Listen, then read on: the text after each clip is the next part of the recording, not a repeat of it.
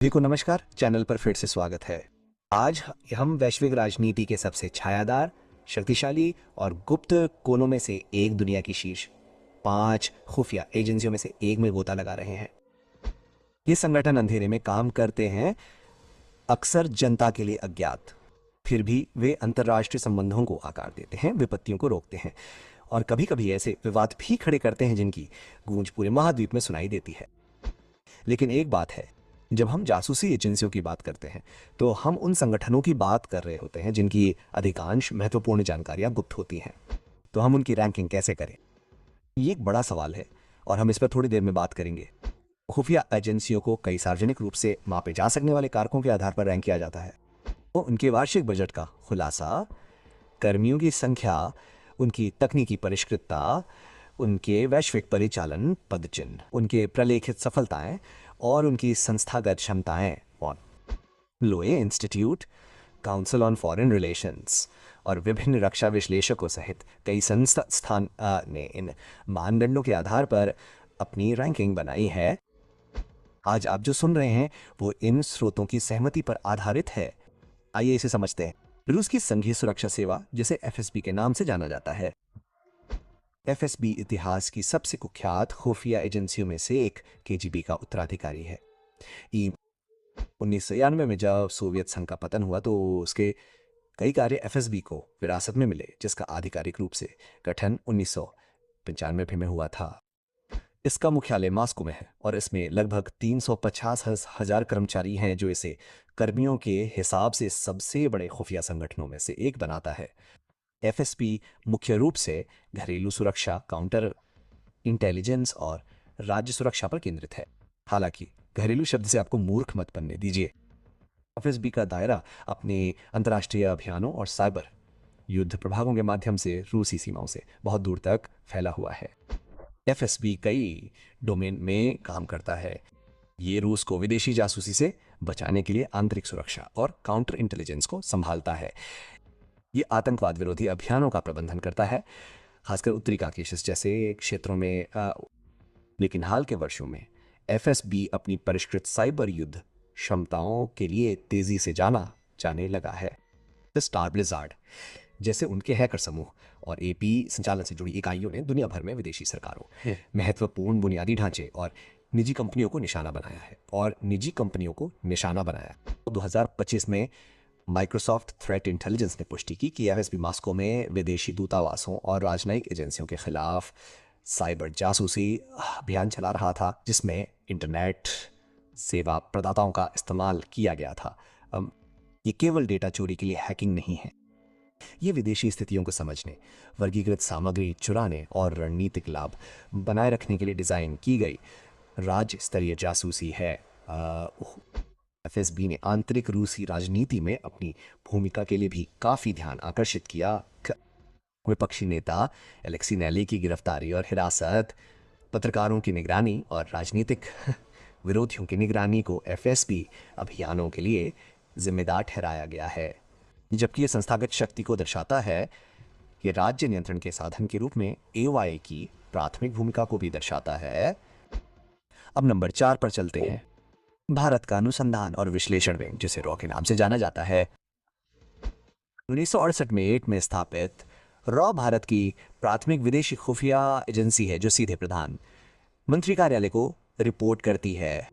नई दिल्ली में मुख्यालय और लगभग 3,000 से 5,000 कर्मियों के साथ रॉ पश्चिमी एजेंसियों से काफी अलग तरीके से काम करता है, अक्सर कम बजट के साथ, लेकिन असाधारण क्षेत्रीय विशेषज्ञता और संस्थागत ज्ञान के साथ है।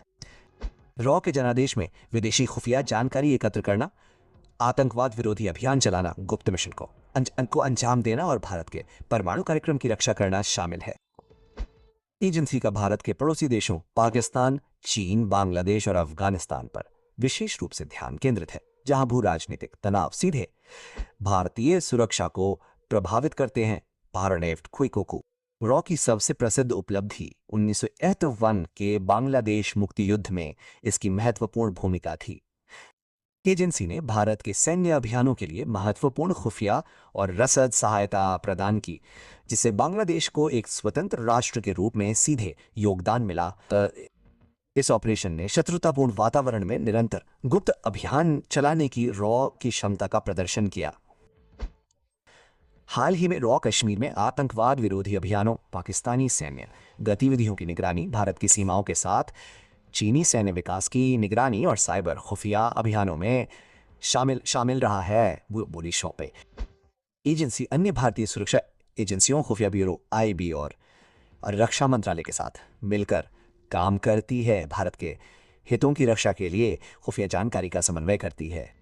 रॉ ने CIA, MI6 और अन्य सहित पश्चिमी एजेंसियों के साथ खुफिया साझेदारी भी स्थापित की है, जो इसकी विश्वसनीयता और परिचालन क्षमता को दर्शाती है और दक्षिण एशियाई राजनीति में AY की विशेषज्ञता और चुनौतीपूर्ण वातावरण में काम करने की इसकी क्षमता इसे एक मूल्यवान भागीदार बनाती है। दक्षिण एशिया में इसकी गहरी क्षेत्रीय विशेषज्ञता है, जिसकी तुलना कोई पश्चिमी एजेंसी नहीं कर सकती है।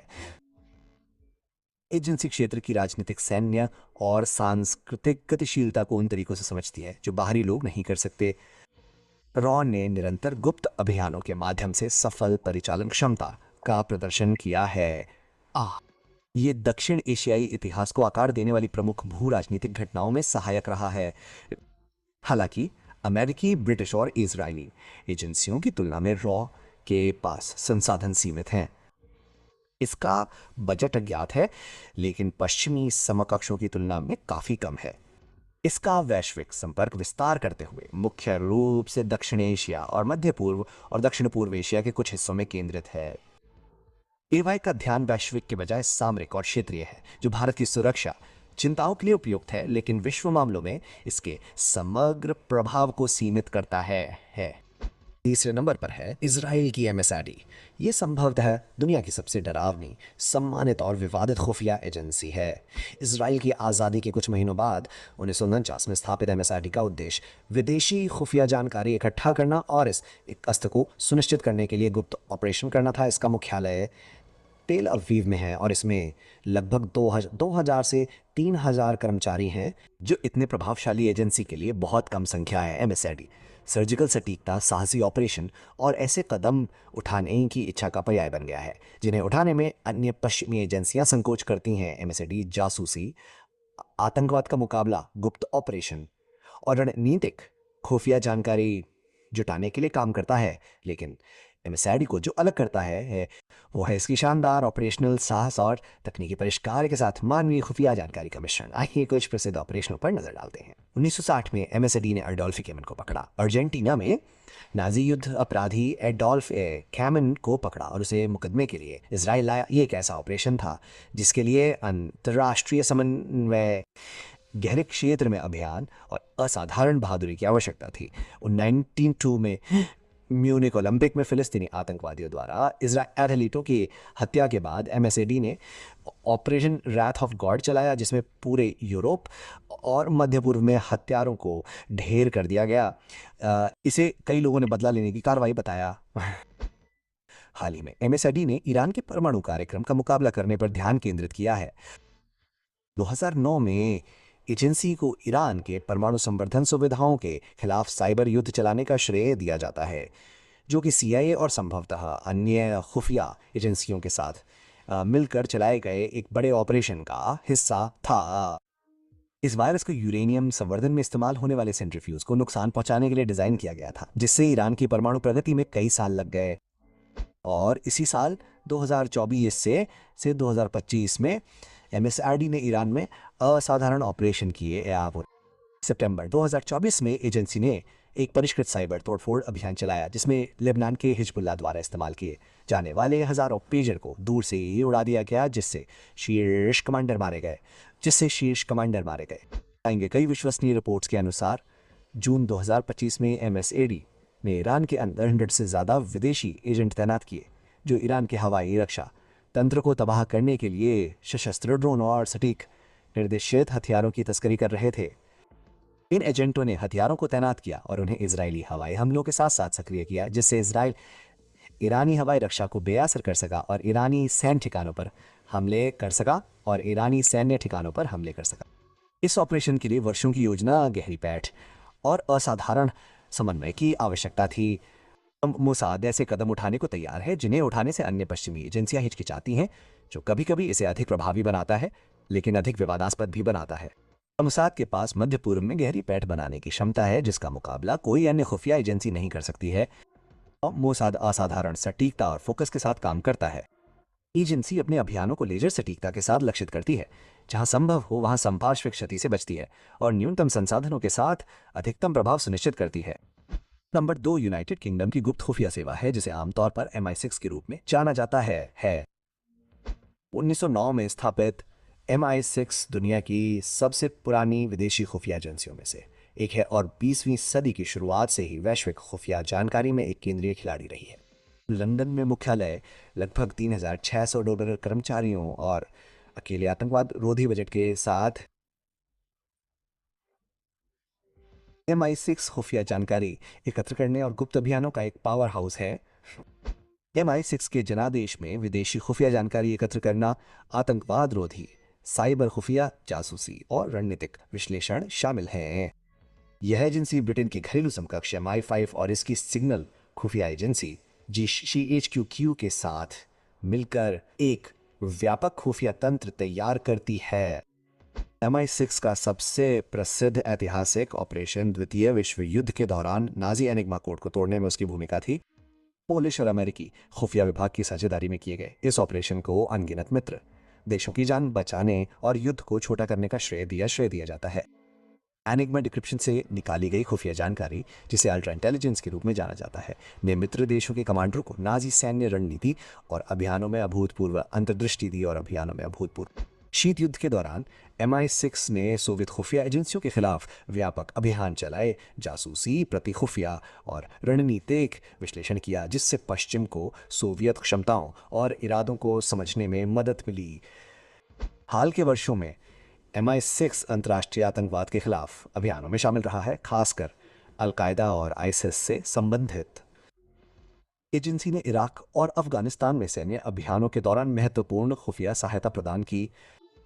2024 से 2025 में MI6 ने रूसी गतिविधियों की निगरानी पर ध्यान केंद्रित किया, खासकर यूक्रेन संघर्ष, चीनी साइबर अभियानों और चल रहे आतंकवाद विरोधी प्रयासों से संबंधित। एजेंसी ने हाल ही में नए नेतृत्व और विस्तारित साइबर क्षमताओं के साथ महत्वपूर्ण आधुनिकीकरण किया है।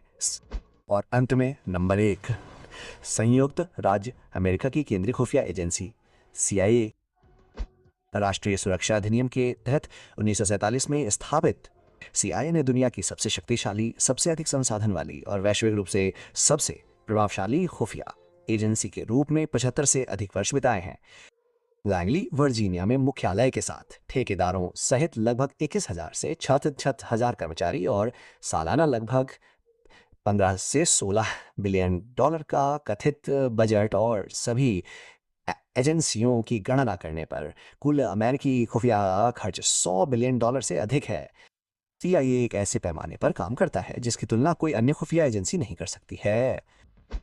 CIA का जनादेश विदेशी खुफिया जानकारी एकत्र करना और अमेरिकी राष्ट्रीय सुरक्षा का समर्थन करने के लिए गुप्त अभियान चलाना है। एजेंसी कई प्रभागों के माध्यम से काम करती है। राष्ट्रालय जासूसी और गुप्त अभियानों का संचालन करता है, खुफिया निदेशालय खुफिया जानकारी का विश्लेषण करता है और विज्ञान और प्रौद्योगिकी निदेशालय निगरानी और परिचालन प्रौद्योगिकियों का विकास करता है।